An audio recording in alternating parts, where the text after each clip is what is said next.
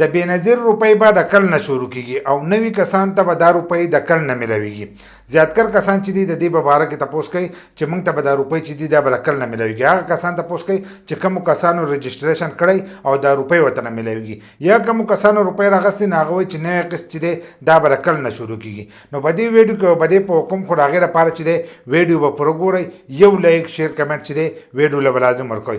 دا یو پرې کار دی نو دا د ویډیو له لازم ورکوئ. کوم کسان چې دا تپوس کوي چې د بېنظیر روپۍ به د کل نه شروع کیږي، د بېنظیر روپۍ چې دي هره 3 میاشتې پس چې دی دا روپۍ تاسو ته ملاویږي. لکه اوس د دې نه مخکینی قسط چې و نو هغه په اپریل کې ورکړی شو، بیا ورپسې چې دی دا په جون کې شروع شو.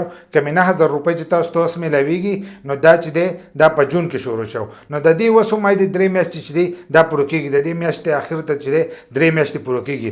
نو کېدای چې د دې میاشتې اخر ته نوی قسط چې دی هغه هم شروع شي. نو کوم کسان دا تپوس کوو نو 3 میاشتې پس چې دی دا روپۍ به تاسو ته ملاویږي او د دې میاشتې اخر ته چې دی نوی قسط کېدای چې شروع شي. که د دې میاشتې اخر ته شروع نه شو نو په نوې میاشت کې چې دی دا قسط به تاسو ته ملاویږي. دغه شان د ځینې نوي کسان دي، نوي کسان وایي چې موږ ته به دا روپۍ څنګه ملاویږي او موږ ته به د اهلیت چې دی څنګه پته لګي.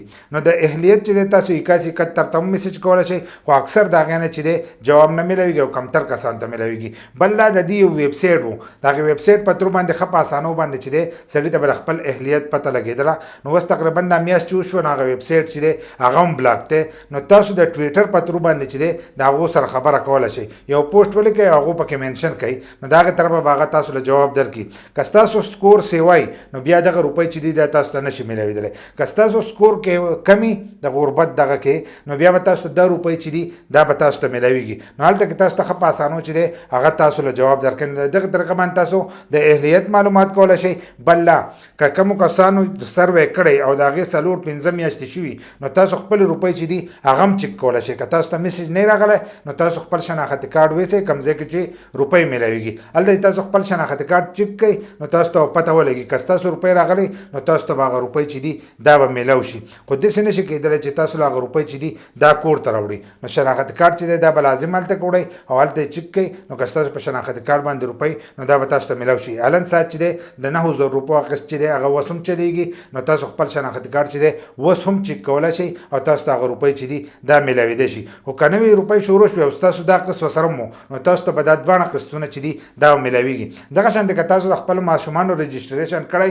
نو د هغو هغه وظیفه چې ده دا به هم تاسو ته ملاویږي. او که خپل ماشومان کومو کسان نه رجسټر کړي نو تاسو خپل ماشومان چې دي هغه رجسټر کړئ نو د هغو هغه وظیفه چې ده دا به هم تاسو ته ملاویږي. که طریقه نه درځي نو زموږ په یوټیوب چینل کې چې دی د دې په باره کې ویډیو شته.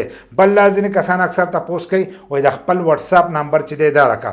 نو زموږ د وټساپ نمبر چې دی هغه زموږ د یوټیوب چینل په ډسکرپشن کې چې دی هلته پروت دی او تاسو د هغه ځای نه دا نمبر رایستی شئ. ځینې کسان وایي تاسو یې په فیسبوک کول نه ورکوئ. نو په فیسبوک کې ځینې کسان هغه وچ بیسه چې دي هغه هسې تنګول کوي. نو د کومو کسانو چې ضرورت نو تاسو د هغه ځای نه چې دی زموږ د وټساپ نمبر رایستی شئ.